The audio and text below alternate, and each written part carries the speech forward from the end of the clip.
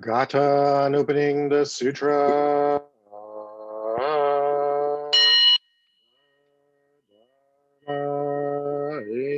Incomparably profound and infinitely subtle is always encountered but rarely perceived, even in millions of ages. Now we see it, hear it, receive and maintain it. May we completely realize the Tathagata's true meaning.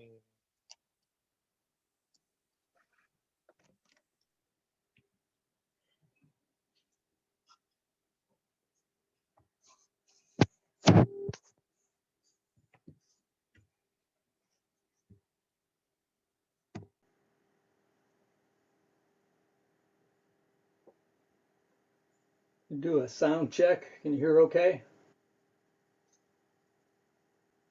It could be a little louder, but it's okay. I'm at 100%. Well, that's just your volume. Yeah.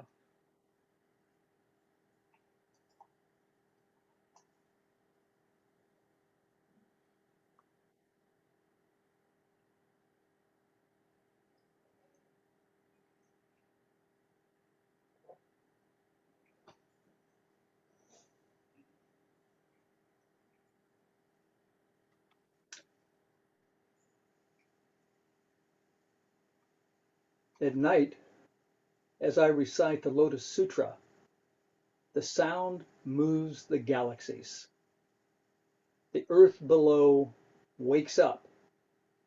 In her lap, suddenly, flowers appear. At night, as I recite the Lotus Sutra, a jeweled stupa appears, resplendent. All over the sky, bodhisattvas are seen, and Buddha's hand is in mine.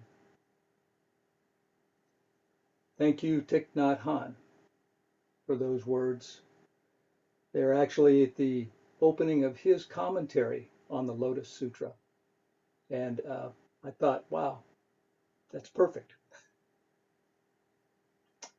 So good evening, all of you Buddhas and Bodhisattvas. It's so good to be here and to see everyone. Thank you so much for this honor. Thank you so much, Roshi Gyoku, for this exploration into the Lotus Sutra.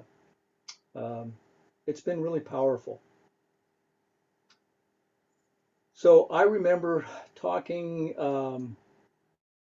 gosh, it was, I actually have the date here, March 29th, a year ago. And it was the first time, the first Zoom talk uh, with the San Luis Obispo Zen Circle.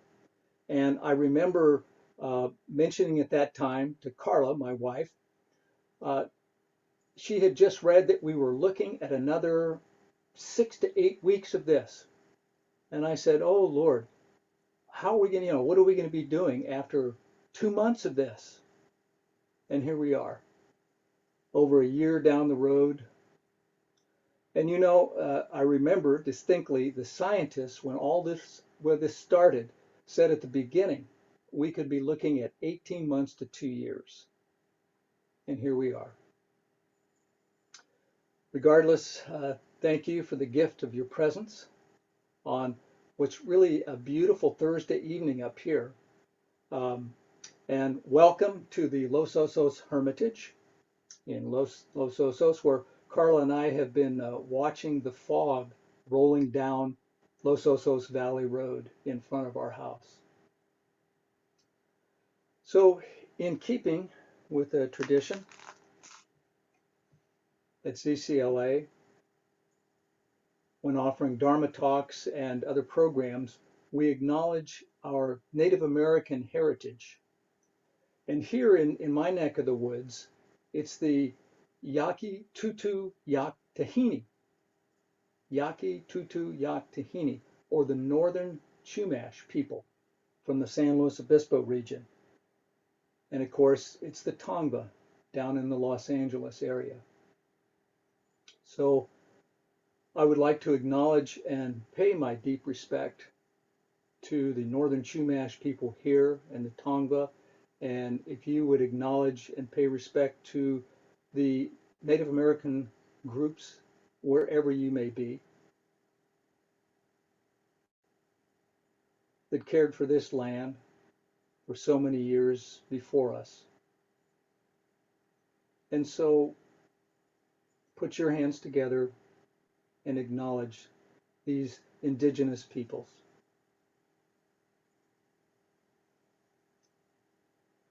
Now, the Yakitutu Yaktahini are very much alive and being heard in our local area. And as a matter of fact, I buy my local, it's black sage honey right down the street from one of the tribal leaders that offers this. And for years on my many hikes in Montano de Aero, which is a state park about 5 minutes away from me, I'd met and talked to and often ran into the leader of the local group here. And we'd always acknowledge one another. Often he was there watching the sunset and usually had kind of a stern countenance about his face. And then one day, Carla and I were there during the day, and there was a pod of whales about a mile off the coast. And she said to me after a while, says, "Can you hear the splash from the whales?" They were breaching. And I looked at it and I said, we're on a bluff. The waves are crashing. There's no way you can hear them. And she said, no, wait, listen. So I watched one in the distance breach, come down, could see the huge splash. About 7 seconds later, we could hear it. Later on that walk, the tribal leader came by. He hadn't met Carla before, so I introduced them. And this time he had this big smile, ear to ear grin. And he said, "Did you see the whales off the coast?" And I said, "Certainly we did." And then he asked, "Did you hear them?" And I said, "Thanks to Carla, yes, we did." Of course, acknowledgement is one thing. And as you may have seen yesterday, there was a post, an email post shared by Joshin about a meeting of the Tongva leaders that will speak about reparations for indigenous communities. And I think it's called Beyond Land Acknowledgement, being held next Thursday, May 13th. So check that out. In a response, Roshi Gyoku mentioned, "We know that mere land acknowledgement is insufficient. It marks a shift in consciousness." So this reparation, the making of amends for a wrong one has done, by paying money to or otherwise helping those who have been wronged. This goes beyond land acknowledgement. And what of reparations for other communities, such as the Black Americans who have suffered at the hands of our caste system for centuries? And perhaps looking at restoring some of the wealth that has been extracted over the centuries. It'll be interesting to see what steps are taken. So we've been studying the Lotus Sutra for months now, and all the Dharma talks following Roshi's general introduction way back in February have been focusing on various chapters of the Lotus Sutra. We've covered many of the parables um, Burning House Parable, Parable of the Lost Heir, and others. I think there's maybe 7 total that we'll be looking at over the course of our studies. And we've seen already how the Lotus Sutra as a Mahayana document it opens up the path to everyone, not just monks and nuns. And it's shown this crowning path of the Bodhisattva way, the Bodhisattva path. Now I can remember the very first chapter when we were looking at that, when the Buddha emits a beam of light from a tuft of hair between his eyes and illuminates myriad worlds and gazillions of Buddhas and Bodhisattvas all over. And when I read that, I thought about our general dedication, which I will never look at the same again. All Buddhas throughout space and time. Wow, there's a lot of them. So just when you thought it was wild and crazy enough in these earlier chapters, then this monumental stupa comes out in chapter 11. More magic.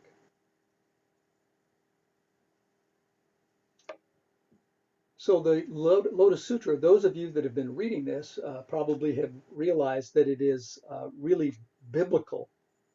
It has biblical proportions. It's right up there with parting the waters of the Red Sea, walking on water, making wine from water, raising the dead, all the stories many of us are familiar with. So the Lotus Sutra goes big. Not unlike, and regardless of your political affiliations, what I was reminded of is like the Democrats as they're putting together their packages, wanting to go big with their legislation, like with the stimulus package and the infrastructure package. Go big, says President Biden, and Alexandria Ocasio-Cortez says, go bigger. Well, the Lotus Sutra goes pretty big. This chapter 11, various titles from various translations in Reeves, the book that many of us have been reading. It's the site of the Treasure Stupa. Burton Watson calls it the emergence of the treasure tower. Shinozaki, Zipperin, and Earhart, they translated it as the appearance of the jeweled stupa. And in Thich Nhat Hanh's commentary, he used Leon Hurwitz's translation, and that was apparition of the jeweled stupa. So this chapter moves us from the historical dimension into the cosmic dimension and really brings them together. So it's a shift in the Lotus Sutra. So to give you a sense of it, I wanted to share a few of the opening paragraphs from chapter 11.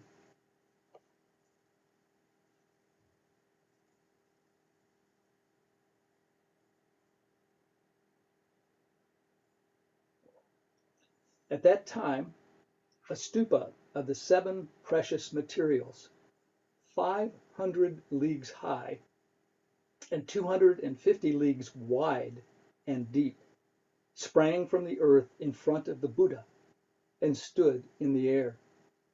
It was decorated with all kinds of valuable things.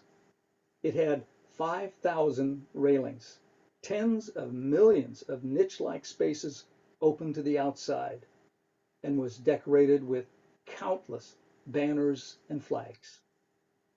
Garlands of jewels hung from it, and tens of thousands of millions of jeweled bells were suspended from it. From its four sides came the fragrance of Tamalapatra sandalwood, filling the whole world. All its banners and canopies were composed of the seven precious metals: gold, silver, lapis lazuli, seashell, agate, pearl, carnelian. It was so tall it reached up to the palaces of the four kings of heaven.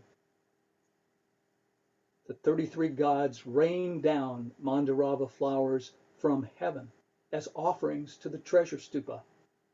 Other gods, dragons, satyrs, centaurs, asuras, griffins, chimeras, pythons, humans, and non-humans, all these tens of millions of billions of beings made offerings to the stupa with all kinds of flowers, garlands, incense, streamers, canopies, and music, revering, honoring, and praising it. And as if that wasn't enough, there's a voice that comes up from this stupa. And before I talk about that, this stupa is pretty amazing. The Reeves commentary talks about leagues. All the other translations I read talked about yojanas, that it was 500 yojanas high and 250 yojanas wide. Now, that's a unit of distance in ancient India, and it's said to be the distance that a yoked team of oxen could pull a cart, or alternately, that the king's army could march in a day, roughly 8 miles. Anyway, so this thing equates to, using the math, like 40,000 miles high and 20,000 miles wide. So that's pretty big. This is some stupa. So we have this voice then emanating from this. And the voice says, well done, world-honored Shakyamuni. For the sake of the great assembly, you are able to teach the wonderful Dharma Flower Sutra of great impartial wisdom. Remember those words. I have another translation, but this is key. The Dharma Flower Sutra of great impartial wisdom. The Dharma by which bodhisattvas are taught and which Buddhas protect and keep in mind. It is just as you say, world-honored Shakyamuni. All that you say is true. Now, there are other translations that say, excellent, excellent, Shakyamuni, world-honored one. I think that's Bert Watson's. Another, splendid, splendid. But I like well done, well done. And you probably know why. Those are the same words that Roshi will use accepting the shipe back at the Shuso Hosen from the Shuso or the head trainee after they've had their Dharma combat. Well done, well done.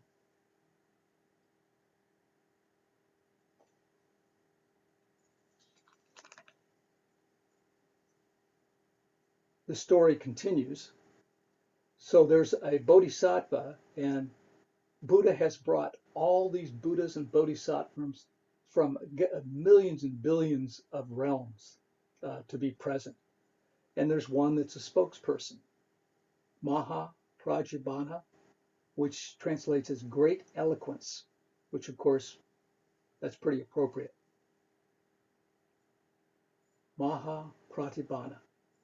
So he speaks on behalf of the assembly and basically is asking, so what's up with this? What's up with this stupa arising? And the Buddha explains that his explanation of why the stupa is there is that long ago, in a universe very, very far away, there was a Buddha named Prabhutaratna, which means abundant jewels.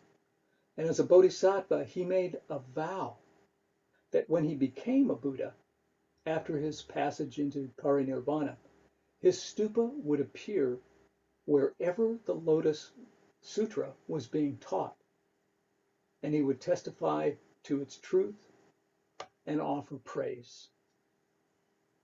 Well, the assembly wanted to see this Buddha. Who is this person? And he said, it's possible to do this if I call back all my transformation bodies. So these transformation bodies are part of the Trikaya, which Roshi Gyoku spoke about in her talk on the chapter 16. And that delves much more deeply into them. But it starts here.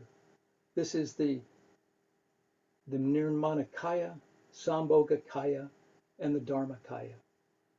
This transformational body or manifestation body is the Nirmanakaya. So in this process, Buddha opens the door of the ultimate dimension for those on Mount Gudakrutra.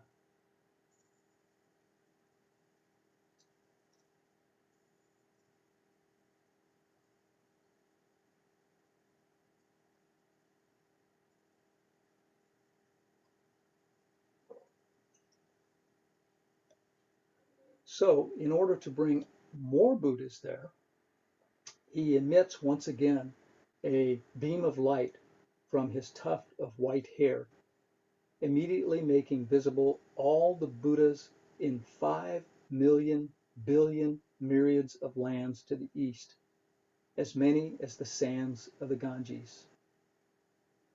And then, in a dramatic scene, he opens the door of the stupa of the 7 precious materials with the fingers of his right hand. And as he does so, there's a great sound, like the withdrawing of the bar when the gate to a great city is opened. Pretty dramatic.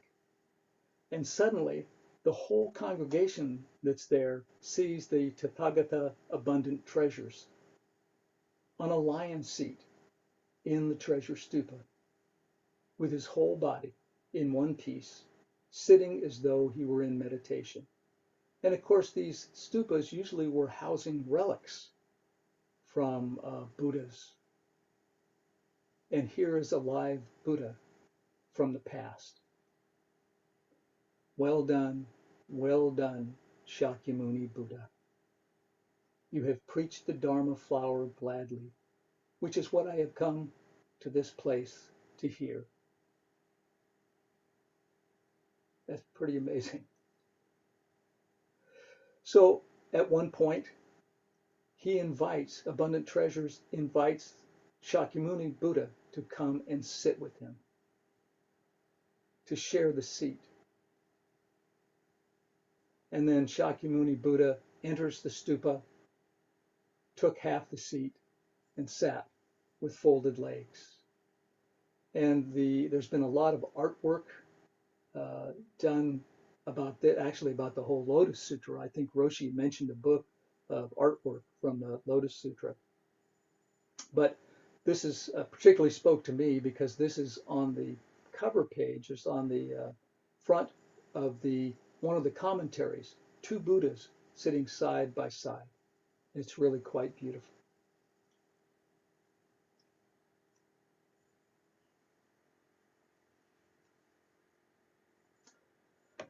So then it even gets better, because those that are in the assembly are just saying, well, it would be good if the Tathagatas would use their divine powers and raise us up into the air so we could also see. And of course, that's what happens. So from this historic dimension, we move into the ultimate dimension. And we're opened up to the absolute.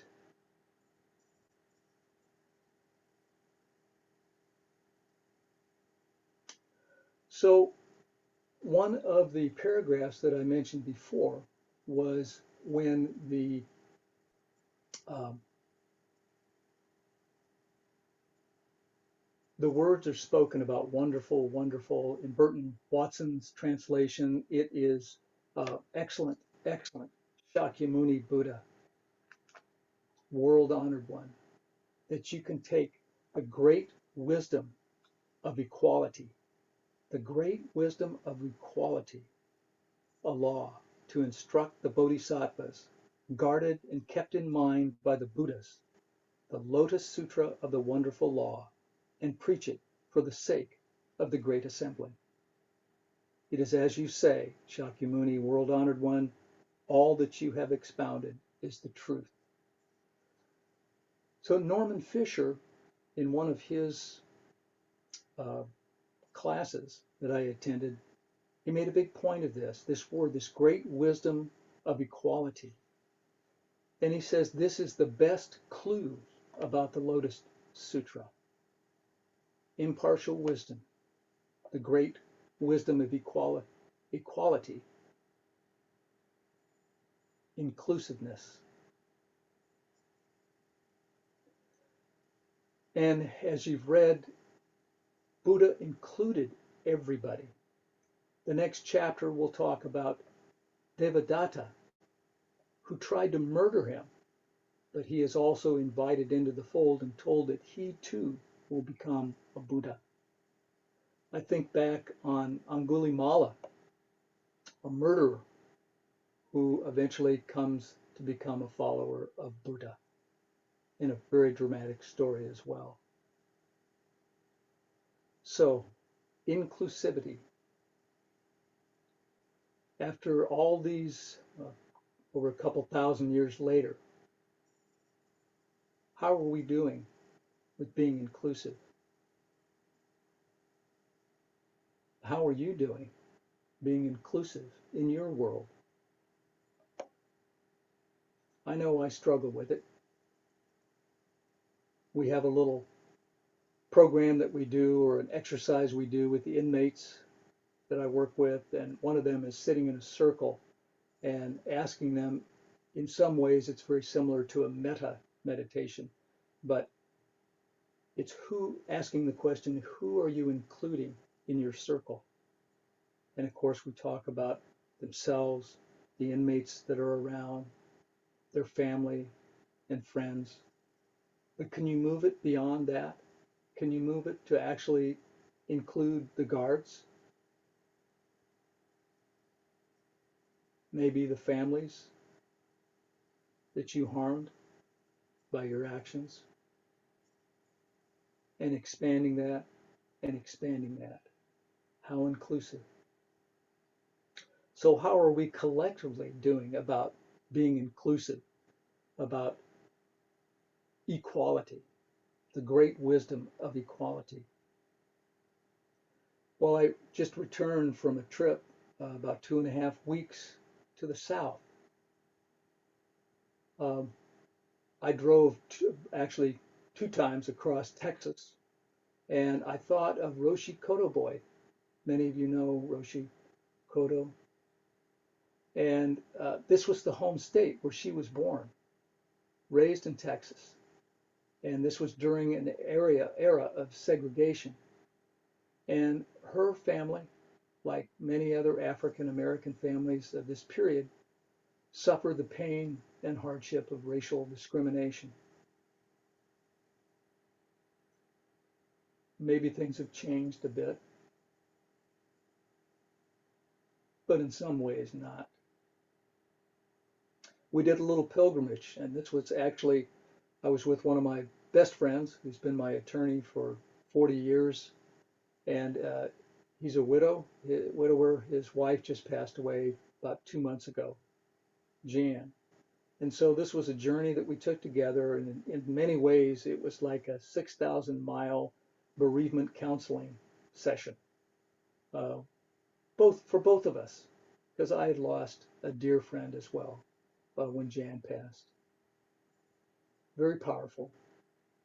But along the way, we did this pilgrimage into Alabama, I wanted to see and cross the Edmund Pettus Bridge in Selma, Alabama, and we did that. And I don't know if many of you, I'm sure, realize that the bridge is named after Edmund Winston Pettus. He's a former Confederate brigadier general, a U.S. senator, and was the leader of the Alabama Ku Klux Klan. Following that, we went on to the Legacy Museum and the National Monument for Peace and Justice, both in Montgomery, Alabama. It's also known as the Hanging Museum. More than 4,400 African American men, women, and children were hanged, burned alive, shot, drowned, and beaten to death by white mobs between 1877 and 1950.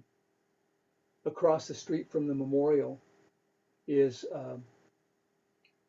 another building, which is the National Monument for Peace and Justice, their office, and they have plaques for more recent hangings.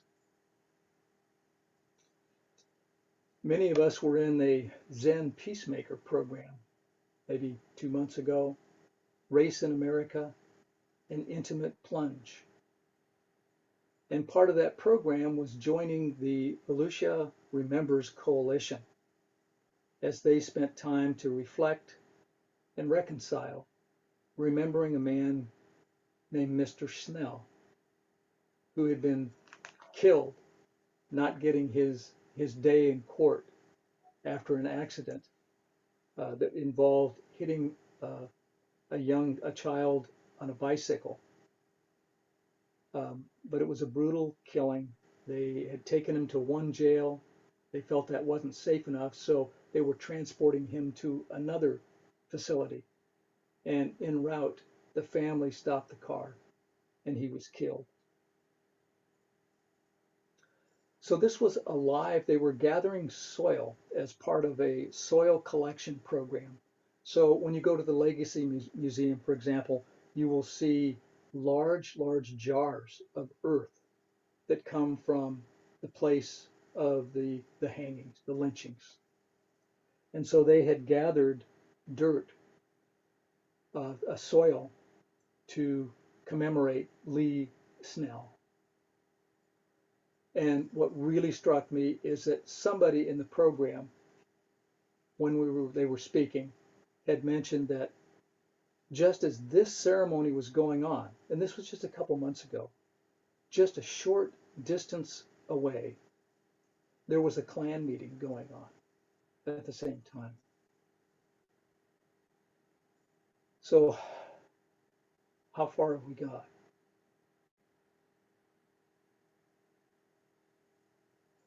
Now, what really struck me in this chapter 11 was this stupa coming out of the earth, our earth, not from some celestial realm like most of these other Buddhas and Bodhisattvas had been conjured up, but from our Saha world,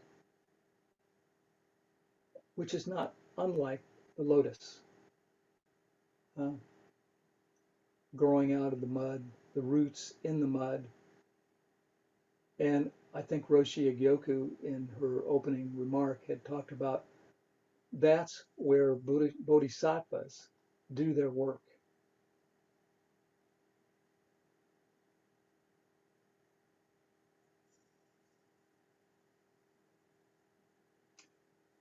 So it's a poignant time.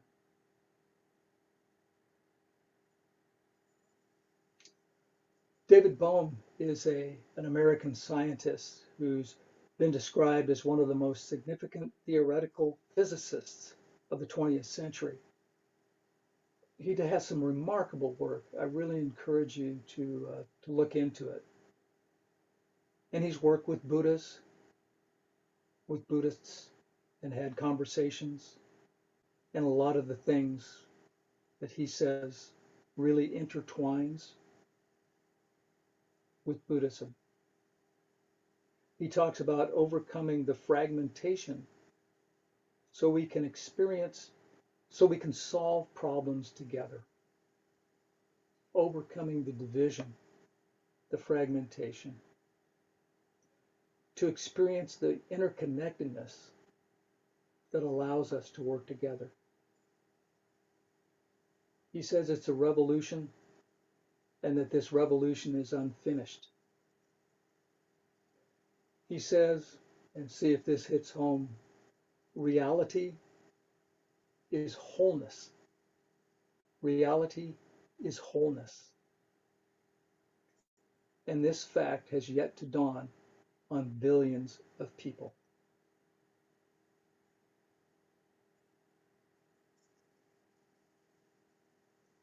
How do we help one another realize this?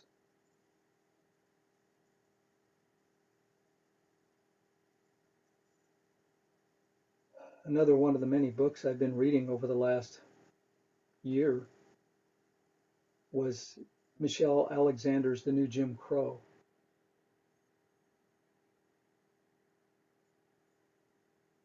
A good read. Hopefully many of you have already read it. She has, I think it was in the New Yorker, she had an interview that was done though.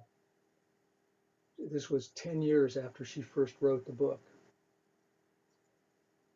And she's writing a new book, but it's more of a personal book. And it, as she wrote, it's about, in the New Yorker, she said, it's about my journey going from a liberal civil rights lawyer who was tinkering with the machine and believed that we could somehow get to the promised land if we just filed the next best lawsuit, or met with the governor, or organized the right number of people for the next protest.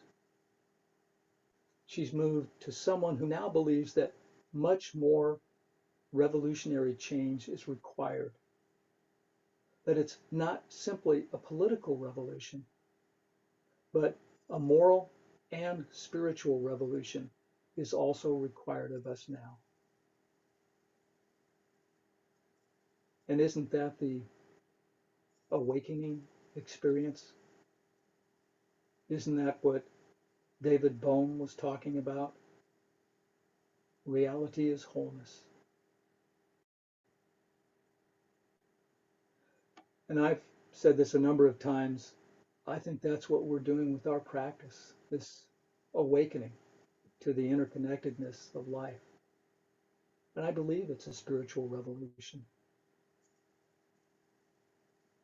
But it's in this Saha world that we do this work.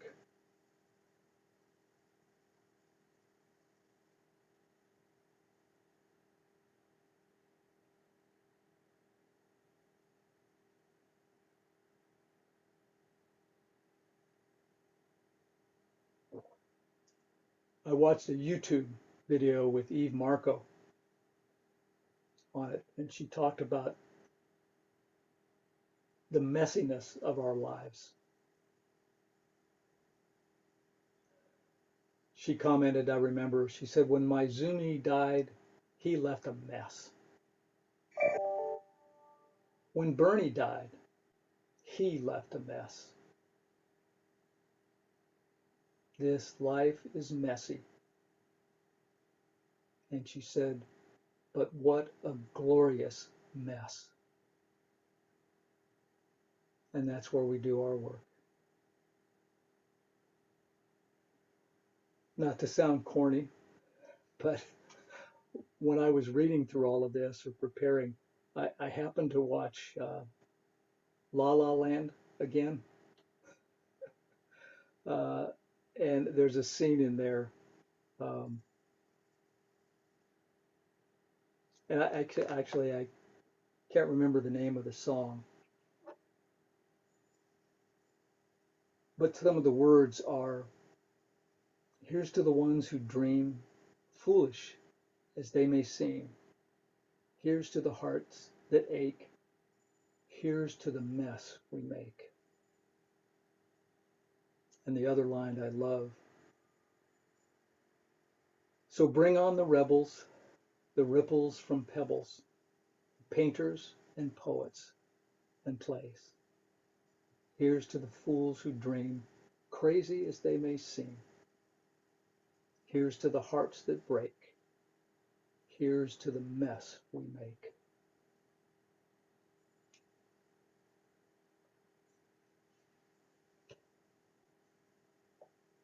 So what's going on with this stupa? How does that apply to 2021? So we've got this Sangha that's gathered on Vulture Peak. Their feet are on the earth. They're in the historical dimension. They're with their teacher, Shakyamuni Buddha. They see they're among a great assembly of disciples. They are in the realm of reality, as Thich Nhat Hanh said, that we normally perceive, subject to past, present, and future. And suddenly, with the appearance of this jeweled stupa, everyone has been transported from the realm of history into the ultimate nature of reality, where there is no time and space. And doesn't that sound like much of the work we do, all of our koan studies? We celebrate our differences, but awaken to emptiness.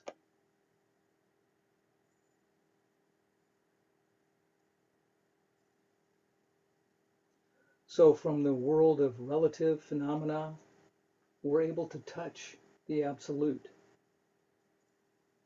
And Thich Nhat Hanh goes on to say, and this recognition brings about a powerful vibration, something like an electric shock. He says, those who have learned the art of mindfulness are finely tuned and are able to receive this vibration. The ultimate goal of our practice and studies is to be able to touch the true nature of reality with our mindfulness.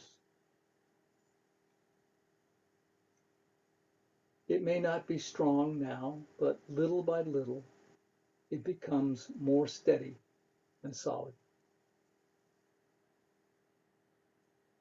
And as our mindfulness becomes more stable, the ultimate dimension of reality will appear more and more clearly to us. Right here, right now, in this historical realm, in the world of appearances.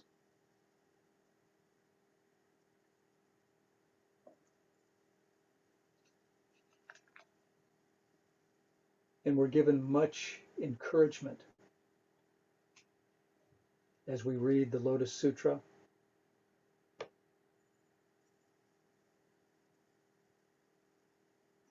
About the results of receiving and embracing, reading and reciting, copying and making offerings to the sutra on our own accord.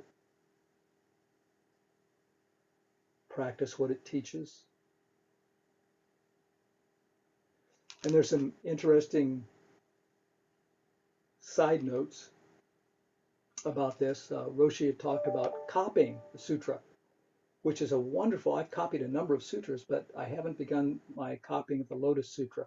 I think she said it took her 7 years, and I can understand why, with a busy schedule, and it's a long sutra.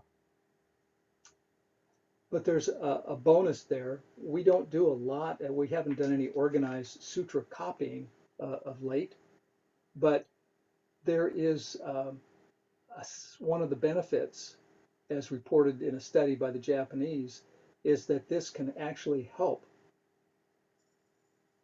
be effective in preventing dementia. According to a recent study, this is not so recent now because I have this back from 2006, but a recent study by Tohoku University. Isn't that interesting? So that's caused me to start doing a lot of copying. And it doesn't have to be sutras necessarily. It can be really anything, but I've been doing a lot of the sutras. Most of the chapters start with a prose section followed by a section in verse. And usually the verse recaps what has been said in the prose section. But interestingly, in this chapter, there is a short recap, but then it goes out and calls out the difficulties of sharing the Lotus Sutra after Shakyamuni passes. He's saying it will be difficult. He calls out, I think it's Nichiren, calls out the 9 easy and the 6 difficult acts. Now, these easy acts are kind of funny. It's the easy acts are things like if one picked up Mount Sumeru and hurled it far away to innumerable Buddha lands, that would not be difficult. If someone used their toe to move a great household world and a thousandfold world and hurl it far away to other lands, that would not be too difficult. This reminded me of some of the Dharmakaya koans that we go through. How do you stop the sailing ship? Stop the fighting across the river? Take a 5-storied pagoda out of a teapot? Take Mount Fuji out of your pocket? Same kind of thing. But he's saying it will be difficult after his extinction.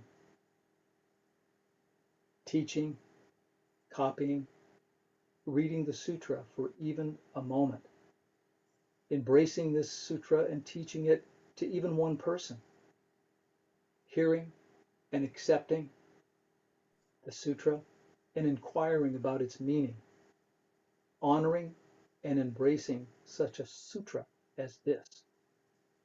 That, indeed, will be difficult. But that's our charge as bodhisattvas.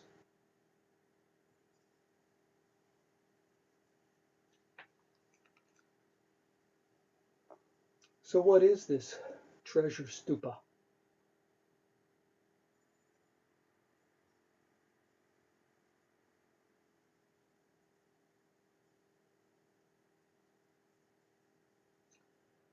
Nichiren spoke about beholding the jeweled stupa of your own mind. You are the jeweled stupa. Do you believe that? What's in your jeweled stupa?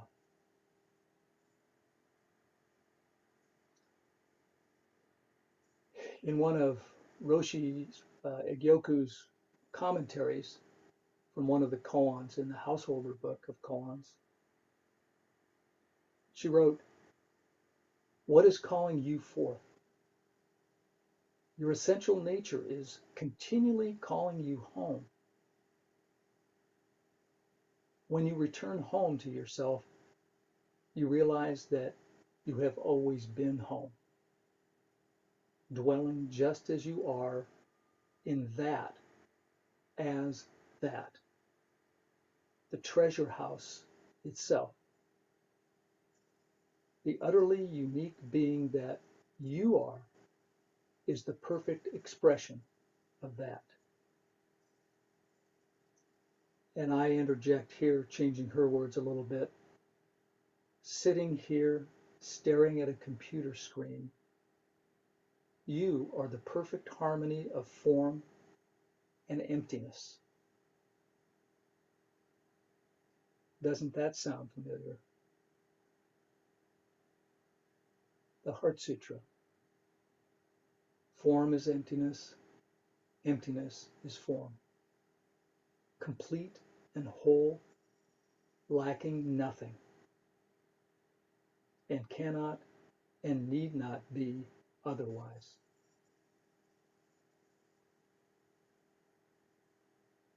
So this is also the teaching of the Lotus Sutra.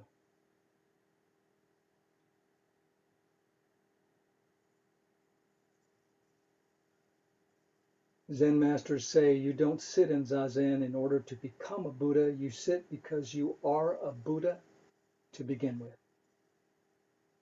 Your treasure house is waiting to be uncovered, opened, and used freely. So tell me, how will you know it?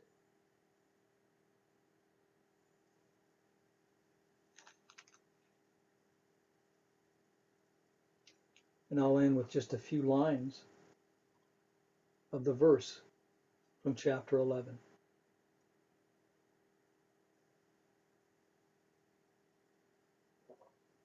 To this great assembly I ask, after my extinction, who can receive and embrace, read and recite this sutra? Let them come before the Buddha now and declare their vow. This abundant treasures Buddha, though he passed away long ago, in accord with his great vow, roars like a lion. One who is able to keep this sutra dharma has already made offerings to me and to abundant treasures. So we make our vows.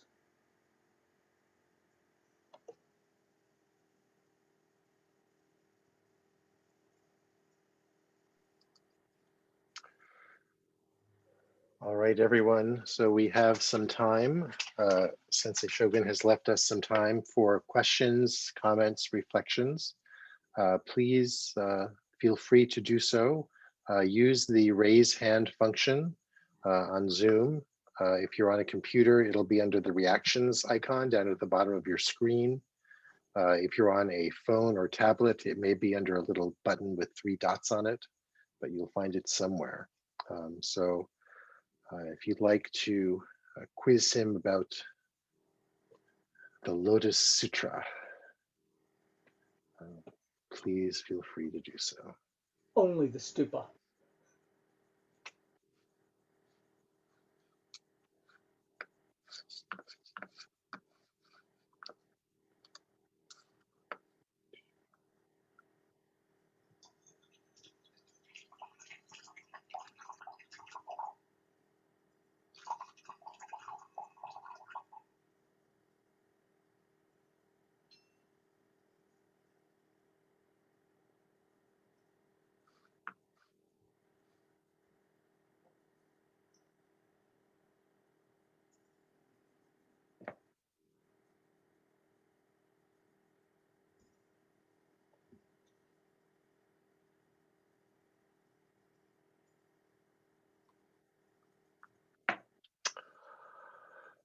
Head trainee Kanjo.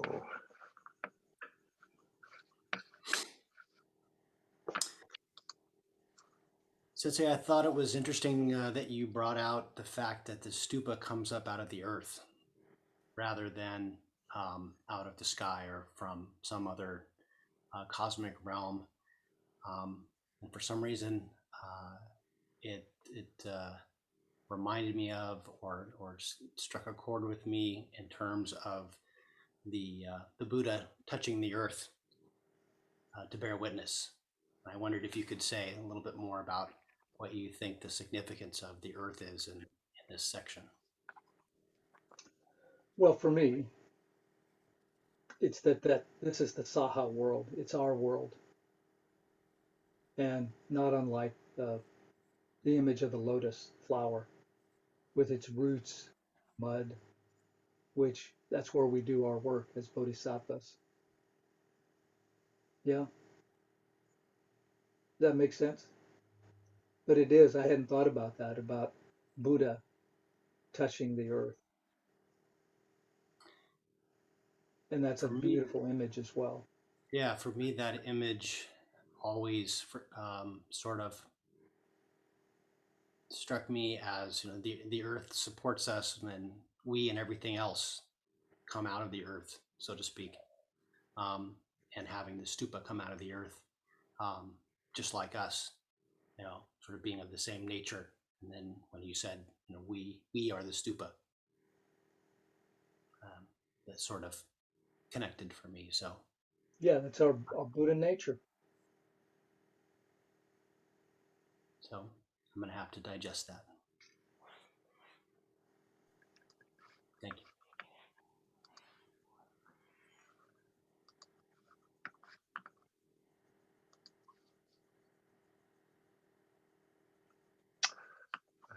Reverend Jitsujo.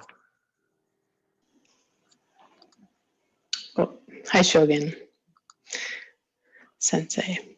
I don't see you, but I hear you. Hold on. She took her hand down. Oh, sorry. I can put it There back we up. go. No, we've got you. Thank you so much for your talk. And thank you so much for talking about race. It's such a messy subject, and I just really appreciated so many of the stories that you shared around that subject. And so that really stood out in my mind. So I don't quite have a question about that, but I have this looming, you said magic. And so, like race, messy, magic. And I just wonder how you see them going together. Like I've always heard there's no magic in Zen. Well, what I'm referring to there is kind of the magic of the Lotus Sutra. It's pretty dramatic, right? And all these magical things happening. Buddhas and bodhisattvas in innumerable realms, spotlighted by the Buddha, this stupa arising. So, yeah, a lot of kind of magical stuff. And, some of the work we do, sometimes it's magical. We work and work, not seeing any results, and then suddenly something changes. Is it enough? Probably never will be. Um, that's job security for bodhisattvas, right? You just keep going one step in front of the other, day by day, with hopefully joy in your heart.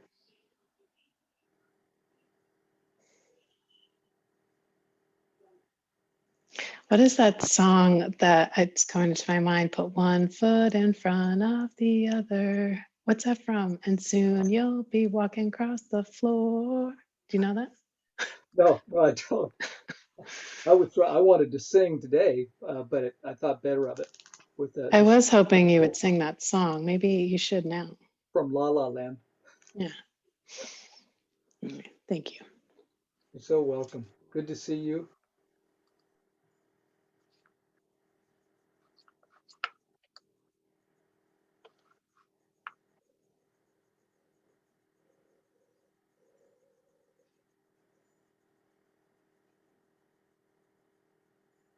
The song is from an old Christmas special. The one Reverend Jitsujo was talking about. Yes, and I'm not singing it for you. Any other hands, please save us. The Silence of Zen Students. It's good. Rinkai.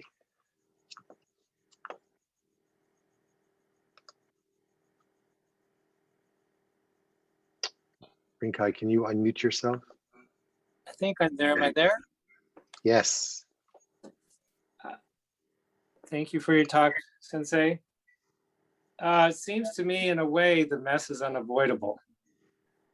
And that part of, for me, the waking up is that somehow I'm not in the mess, or I can avoid the mess somehow. And that maybe the acknowledgement that I'm in the mud is starting the way out. I mean, not out. Transformation. That's a hard thing. So, yeah, everything's. So I'd like you to kind of talk about the mud. I mean, if you would share your thoughts about than the messiness of life that we're stuck in? Well, this is the phenomenal world, the world of past, present, and future, the world of old age and death, right?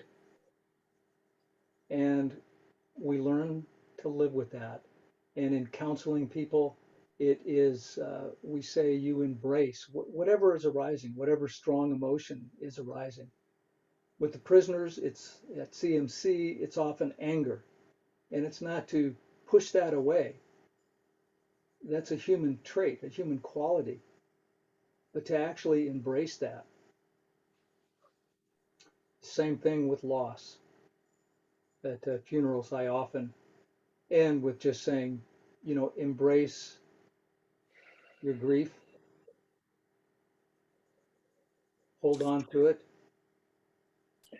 This also reminds me a lot of Tema children, of leaning into the sharp points and sticking with difficult times and not trying to get rid of it. Exactly. And one of her other lines is, in doing that, it's softening that which is hard in your heart. I Yeah. think is a line that she uses. And that actually happens in the process. With the inmates, I can't tell you, well, I have told you before because you've been in a lot of conversations with me, but to see the transformation in them as they do this process, as they sit, as they have a practice, and suddenly their relationship to anger is different. So it's really a paradox. It is. Yeah. Isn't that our life? What a paradox. And a mess. A mess. There's, I can't remember the guy's name, but it's a very famous consultant with the Alzheimer's industry. He actually lives in Santa Barbara. I think he's actually passed away now, but he had a comment that we really hung on to when I was doing a lot of work with Alzheimer's patients. And that was, when you've met one person with Alzheimer's, you've met one person with Alzheimer's. Yes, there are similarities, but there are always differences as well. And the same thing with grief counseling. You know, the same words apply. When you've met one person grieving, you've met one person grieving. Everybody is different. And I remember telling Rich, and if you have somebody that comes up to you and says, hey, you know, kind of get over it, you know, you've been mourning too long or whatever, you tell them to, I won't say what I told them to say, but basically just get out of here. You know, it's their journey. And we, walking with them, are companioning them on the journey, not trying to fix things, change things, just being there, which is very much like our bearing witness. Mm-hmm. And again, out of that, an action can arise on what's appropriate in the moment. One thing I didn't mention in the talk was it was Thich Nhat Hanh. It's very interesting. He has divided the Lotus Sutra actually into 3 dimensions. The one is the historical dimension that I mentioned, and then the second is this cosmic dimension. But he also, at the end of his commentary, has a whole nother section on the action dimension. So what do we do as bodhisattvas? And it leads into a discussion of the paramitas as the guidelines for bodhisattvas. And that's another talk. Thank you.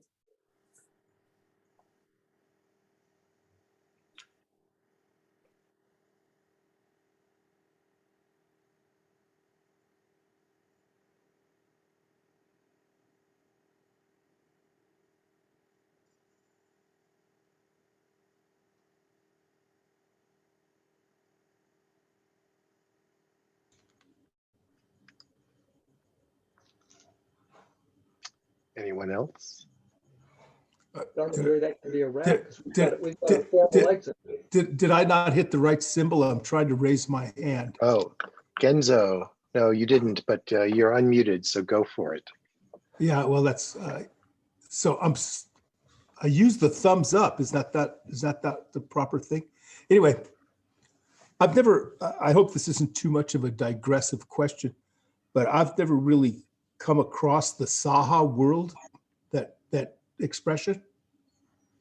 So how does the Saha world relate to samsara? Well, there's samsara in the Saha world. That's what it's made up of. It's our world with the pain and suffering in it. Are they sort of kind of the two Very, sides of the same coin? yeah, I think we could say that. Okay. Thank you, Sensei. You bet.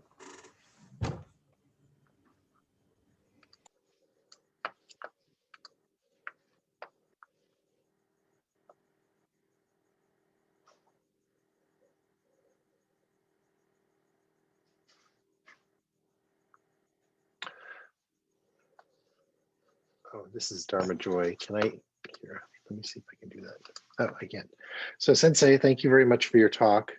Quick question, which is, well, I know a little bit because I had to give a talk on this, that, one of the things that's this whole point, which is the two Buddhas, among the many kind of like, blow your mind elements for the, practitioners of the time, like this idea of having two Buddhas seated together was a radical idea, because Radical.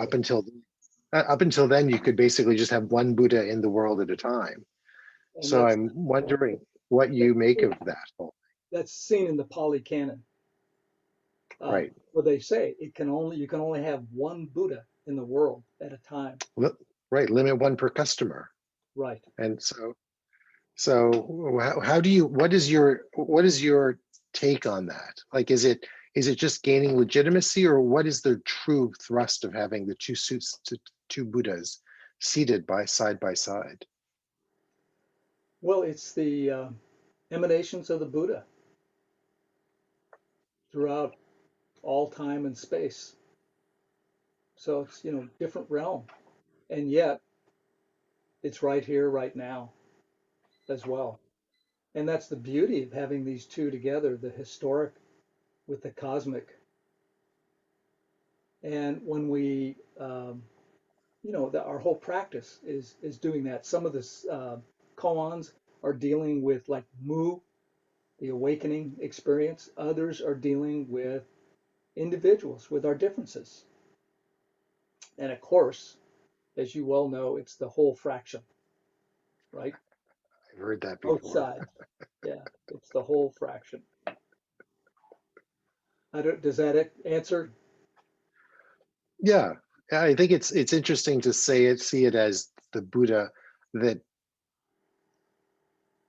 yeah. And it blows everybody's minds. And I think that's part of the reason. I think that's the koan study. It's blowing your intellectual mind.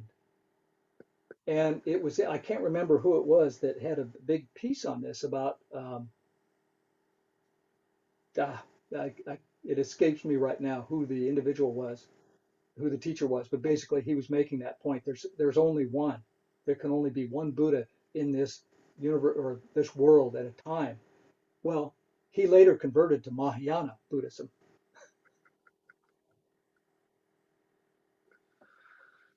Okay. And that's the thrust of this, right? There's the one path. Mhm. Right. Thank you. All right. If we don't have anyone else raising your hand, we are at time.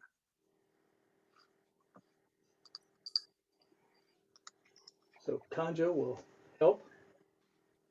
Kanja will close us out here.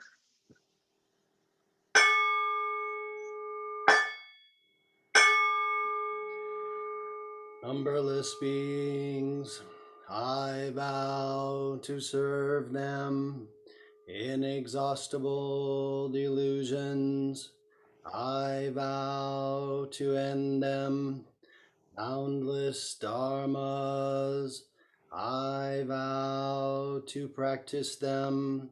unsurpassable Buddha way. I vow to embody it. Numberless beings, I vow to serve them. Inexhaustible delusions, I vow to end them. Boundless dharmas, I vow to practice them. Unsurpassable Buddha way, I vow to embody it. Numberless beings, I vow to serve them. Inexhaustible delusions, I vow to end them. Boundless dharmas, I vow to practice them. Unsurpassable Buddha way, I vow to embody it.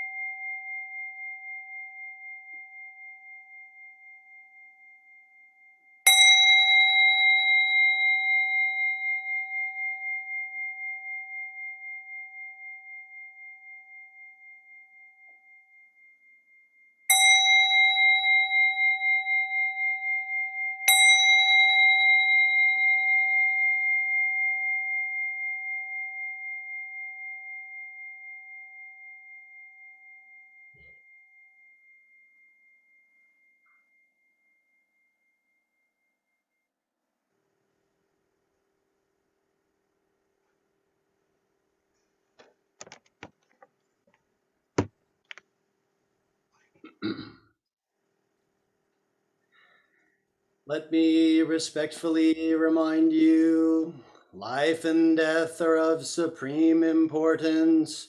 Time swiftly passes by and opportunity is lost. Each of us should strive to awaken. Awaken, take heed, do not squander your life.